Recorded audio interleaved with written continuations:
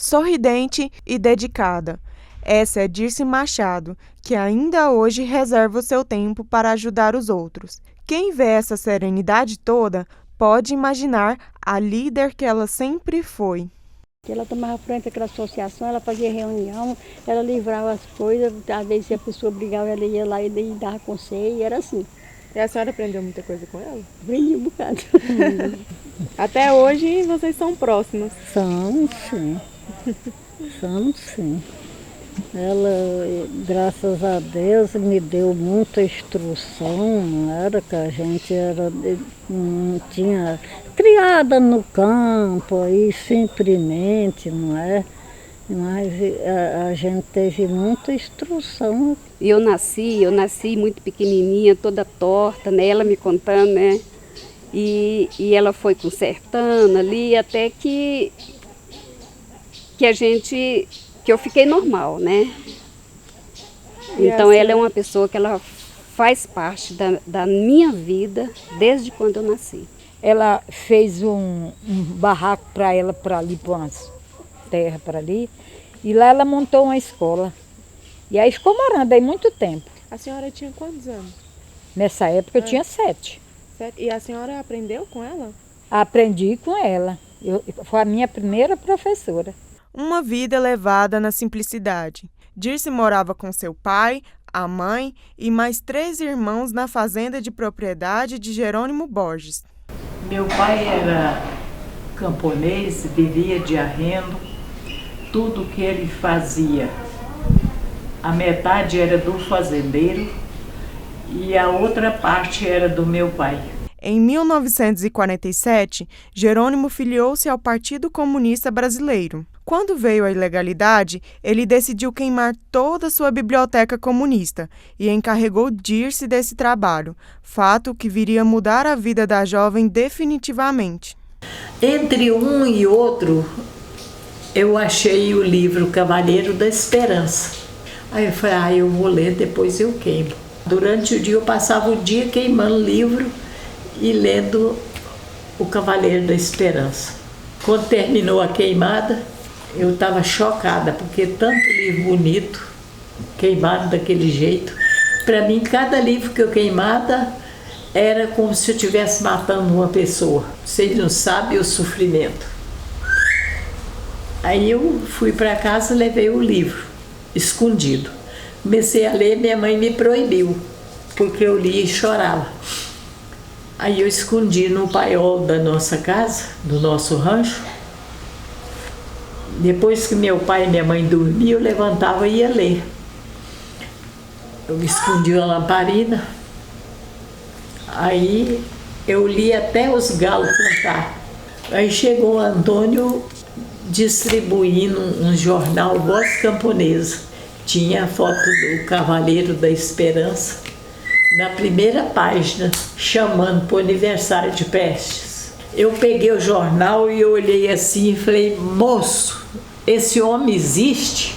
Ele falou, existe. E eu desmaiei. A emoção foi tão grande que eu desmaiei. Para ele, na opinião dele, que uma criança com menos de 12 anos conheceu o livro de Prestes porque o pai era comunista.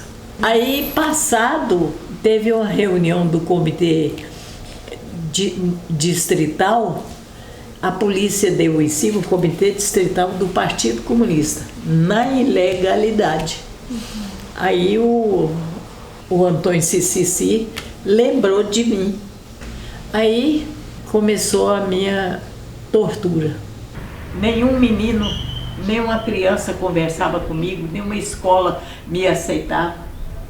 Eu fiquei uma pessoa fora da situação. Morei lá uns 5 anos, aí foi quando o partido decidiu de mandar 3 membros lá para Formoso. Era a 3 senhora? não, 4 membros.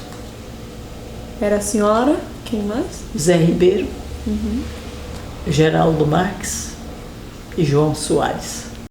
Para colonizar os vazios demográficos do Brasil, o presidente Getúlio Vargas permitiu que qualquer pessoa se apossasse das terras abandonadas.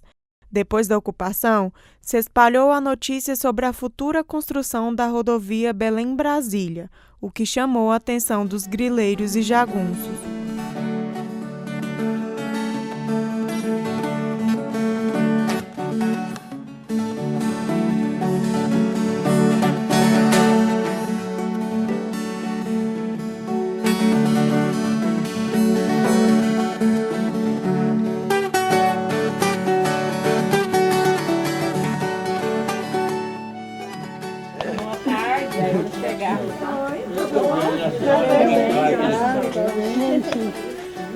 E aí, tudo bem?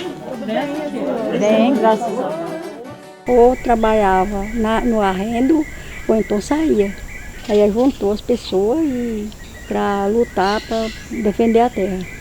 Dirce morava em uma casa simples, de pau a pique, onde cuidava do seu marido e dos filhos e ainda servia de ponto de apoio para ajudar os outros. Se a pessoa estava doente, eu, na medida do meu conhecimento, eu tratava. Se não tivesse condições, a gente reunia os vizinhos, põe a pessoa numa rede e ia todo mundo de a pé carregando aquele doente, até chegar em Santa Teresa ou Estrela do Norte. De lá a gente pegava condução e vinha para Goiânia. A menina disse, veio para cá, para onde nós estávamos, e lecionava. Ela morou num ranchinho, numa casinha bem aqui perto de nós, lecionando. A escola era uma casa de pau a pique, né? Uhum. E ali tinha o salão da aula, né? Ela dava aula para os meninos e à noite ela dava para as pessoas adultas. A mulher camponesa, quando eu cheguei lá para a região, elas não tinham direito a nada. Comandavam os mutirões, sustentava os homens no piquete, dava assistência à família, aí ela se destacou. A senhora participava com armas ou a senhora ficava mais no lado da... Não, a gente ficava mais por lado, assim, a gente dava recado, fazia aquele mutirão que as pessoas faziam, levavam comida, faziam para as pessoas, mas era só também. E logo também eu não pude fazer nada mais por causa que eu fiquei grávida e aí eu não podia mandar. Baixa a mala no chão, mulher, e conta a história. Todas elas andavam armadas. Para dizer a verdade, todas atiravam muito bem. Nós era completamente órfã do Estado. A gente não tinha lá assistência médica, escola, educação, né? E nós não tínhamos um juiz, um promotor, a polícia, não tinha nada para proteger a gente. Os poceiros aqui davam muita roça, arroz maduro e tudo para colher e não podia, porque era esperando a polícia a qualquer hora entrar, né? E para facilitar o trabalho, eles criaram os conselhos de córrego, porque todo mundo morava às beiras de córrego, porque não tinha água encanada, não tinha, né? Então, as micro-regiões criavam um conselho e elegia uma diretoria democraticamente pelos moradores da micro-região. E era orientado e administrado pelo Conselho Geral, que ficava em Trombas. Nós passamos muitas dificuldades aqui junto. Dormia no mato, nas noites de chuva, coberta com folha de bacuri. O colchão também era 2 folhas de bacuri rasgada e a gente deitava ali. Aqui no Córrego do Sapato é onde ficava a divisão entre Trombas e Formoso. Quem quisesse sair de Trombas para qualquer lugar tinha que passar em Formoso, onde ficavam os grileiros de terra. Foi um período muito conturbado, de grande resistência para os poceiros. O pessoal trabalhava no mutirão, mas quando tinha suspeita de jagunços, eles paravam o trabalho e pegavam as carabinas. Os jagunços faz coisa que ninguém pensa.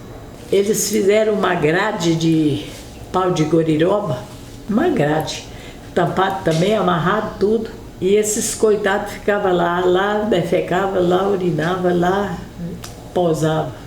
Devido à forte resistência dos poceiros, a repressão diminuiu. Em 1964, chegou a ditadura militar, período que os policiais aumentavam as torturas contra integrantes do PCB. Nós estávamos foragidos há 2 anos. Nós estávamos correndo muito perigo, por isso que nós pegou e foi para casa do meu pai, para ficar um dia lá até passar mais aquela bagunça que estava. O dia que chegou essa turma de gente lá na casa dela, que ela estava escondida ainda, aí a Lenina novinha lá no berço, lá no quarto dela, e eu peguei e fiquei na porta do quarto, pensando que eles não iam entrar para dentro do quarto. Eles entrou dentro do quarto, mas revirou tudo que tinha no quarto e queria, insistindo com a mãe dela, que eles queriam dinheiro. Foi quando a minha mãe levou a Lenina para a gente ver. Ela já estava grandinha, aí minha mãe levou balinha, um pirulito para a gente dar para ela, porque ela não conhecia a gente. Ela não conhecia a senhora ainda? Não é. Aí ela falava assim, pro Ribeiro, dá, queria o pirulito. Aí, com muito custo, ela fez amizade com a gente. A gente ouvia a Rádio Havana, a Rádio Moscou. Baseado nisso, a gente viu que a ditadura estava mais maleável. Eu era a isca. Era claro que eu ia presa, mas tinha jeito deles, advogado e tudo, para ele podia ser solto. Mas a coisa, o tiro saiu pela culatra. A polícia chegou em casa, prendeu o César lá no Zé Buriti, deixou ele amarrado lá no jipe e bateu tanto no Zé Severino, quebrou 2 costelas dele. Aí ele não aguentou a tortura, não tinha. Aí foi levar ele lá onde eu estava, no Zé Ribeiro. Aí nós fomos presos. Tio meu, que eles torturou ele, bateu, eles amarravam a pessoa no jipe e saía arrastando. Pegaram um arame, amarraram no pescoço dele assim, batia assim na goela dele. Ele tinha a fala normal, ele ficou com uma fala rouca, porque ele não tinha batido demais. Arrancaram o cabeludo dele assim, arrancaram com uma faca cega assim e fizeram ele beber esse cabelo dele com a urina dele. Fizeram ele fazer xixi e fizeram ele beber. E aí, pior que fizeram, castraram ele. Ele era uma pessoa muito boa para mim, mas depois quando aconteceu isso, ele voltou, aí ele bebia, era revoltado, e isso levou à morte. E minha mãe tinha ido para o córrego. Quando minha mãe chegou com o baldinho d'água, aí um pegou e botou um fuzil no ouvido dela. E nós vendo. E aí ele fazendo pressão nela, para ela falar onde que meu pai estava, e ela falava, eu não sei, eu não sei, né? E eu estava sentadinha no chão, aí eu levantei, peguei e trisquei na perna dele e perguntei para ele, você vai matar minha mãe? Aí ele pegou e tirou a arma do ouvido dela. Nós fomos torturados, humilhados de todas as formas. E a tortura psicológica é a pior tortura que o ser humano sofre. E aí, nós nos puseram no carro deles e numa encruzilhada lá, eles pararam e começou a tortura. Picava o César de faca, queimava de vela, de cigarro e puxava meus cabelos para assistir. Bateu tanto no Ribeiro, quebrou o nariz dele, e aí pendurou ele para os pés. O Ribeiro ficou com as mãos assim no chão, o nariz quebrado, saindo sangue. Menina, foi o maior desespero da minha vida. falou assim: eu não bato numa puta safada dessa porque eu me esbugalho, eu não aguentei, meti a mão na cara dele, ele estava bêbado e caiu, levantou e bateu assim nos 2 ouvidos. Deu chama telefone. Aí eu desmaiei. A notícia correu que tinha prendido eles. Eu chorei demais. Eu chorei tanto e não podia falar com ninguém, não podia contar para ninguém. Não sabia notícia direito? Não sabia notícia. Eu não sabia por que eles eram perseguidos, que a gente não entendia de nada, né? Eles também não falavam pra gente, né? Eu só pensava o seguinte: nós vamos morrer. Eu só pensava em morrer. Dirce, seu marido Ribeiro e o irmão dela, César, eram transportados de um lado para o outro para que os advogados não os descobrissem. Um dos lugares que eles foram presos foi aqui em Goiânia, mas ela não se lembra onde e também não existem registros. Eles punham aquele disco do Roberto Carlos, Amada Amante, na maior altura do mundo para abafar os gritos de dor dos torturados. Todo minuto foi o inferno. Todo minuto. A gente não tinha nem água para tomar, para beber, que tirar para fazer higiene. Foi quando eu estive preso no BGP, em Brasília. Apareceu um comandante visitando todas as celas e eu notei que ele era maçom. Aí ele perguntou minha vida e eu expliquei e falei que meu cunhado era maçom. Quando eu falei assim, ele estremeceu. Aí eu vi que falei: graças a Deus, Deus abriu uma luz no fundo do túnel. Aí nós fomos presos, saímos do DOPS e fomos PE, Batalhão de Guarda. Aí ficamos até o julgamento. Nessa época eu morava no Rio de Janeiro, na casa da Colombina Baioc, e não fiquei sabendo do que estava acontecendo porque quase a notícia não existia, né? Era tudo proibido, o jornalismo era censurado, às vezes saía alguma notinha no jornal, mas muito pequena, muito discreta. E quando saía no jornal, na imprensa escrita, o pessoal lá de casa escondia de mim, porque sabia que eu ia ficar apavorada, né?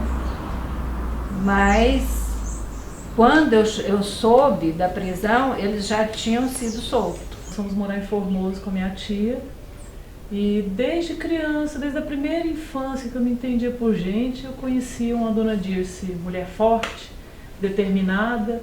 E mesmo antes de saber sobre essa disciplina na história, né, na disciplina História, e como a minha prima também falou, ainda a ditadura, comunismo, história de Formoso era escondida, não era divulgada nas escolas. Mas eu fui aprendendo, primeiro eu aprendi com ela e com a minha família, que eles passaram, né? Meu pai, que era o irmão dela, César Machado, ele apanhou para entregar a minha tia e o marido dela, que estavam no mato, fugitivos, como a minha tia falou, escondidos, né, para não serem até mortos. Então essa história toda eu aprendi com eles. Tive que aprender a ficar calada, não podia conversar, porque tinha medo. Criança fala, né? Criança não tem essa dificuldade. Então eu falava assim: você sabia que minha mãe foi presa, meu pai foi preso? De vez em quando a gente escutava: olha, aconteceu isso, aconteceu aquilo. Então eu fui crescendo, convivendo com esse perigo, né? Eu vivia, a minha história era uma história perigosa. O meu nome era perigoso, né? Falar de certas coisas era perigoso.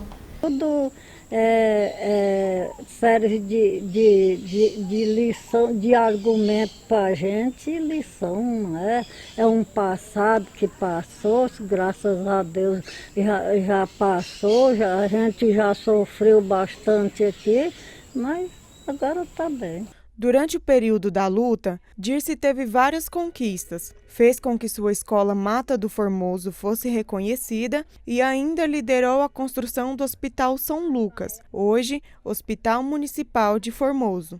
Ô Reis, para nós ficarmos aqui ele tinha uma casinha pequenininha adaptada, nós temos que construir um hospital. Aí, então vamos construir. Agora, quem é que foi a líder, quem é que foi a grande incentivadora, quem é que foi que praticamente arranjou tudo para construir o hospital? Dona Dirce. As pessoas iam para o hospital se tratar, operar, ter neném. Quando tinha alta do hospital, a recuperação era na casa dela. A casa dela era a extensão do hospital. Dali elas só iam para a roça ou para aquelas redondezas depois que tivesse boa. Foi assim uma coisa fenomenal, tá certo? Nós não tínhamos convênio, não tinha nada, depois a gente foi conseguindo, tudo bem. A gente sobreviveu com isso aí e o hospital realmente cresceu. A marca da minha mãe hoje na minha vida principal é sempre eu olhar para mim mesma e pensar o que eu posso fazer de melhor. O meu nome nas brincadeiras era Dirce, porque eu sempre achei ela muito bonita, era muito amorosa, cuidava de mim. É uma mulher guerreira e eu considero ela agora como minha mãe. A minha infância, eu já comecei a construir personalidade de mulheres fortes por causa dela, das minhas tias. E qual a lição que eu sempre escutei das minhas tias, principalmente dela? Tenha uma profissão, se preocupe com estudos, para você não depender de ninguém. E você tem que ser uma mulher forte, moleza não existe. Eu nunca vi uma pessoa como Dona Dirce. Essa mulher fez assim que só uma mãe faz pelo filho. Sempre se mostrou uma pessoa inteligente, uma pessoa que tinha muita força de vontade e queria fazer as coisas pelas pessoas. Pessoa extremamente humana, entendeu como é? E é essa pessoa que eu conheço até hoje. Depois que saiu da prisão, Dirce foi eleita vereadora em Formoso por 2 mandatos, ajudou a aprovar a lei orgânica e fez com que aprovassem vários projetos para ajudar seu povo. Hoje, ficam na lembrança as homenagens prestadas a ela.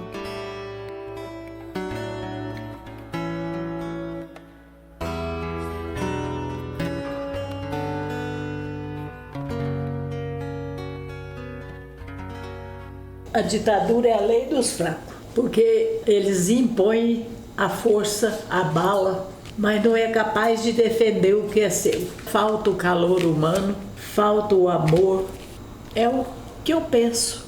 E eu tenho pena das pessoas que não põem o pé no chão e não vê a realidade. Eu fiz tudo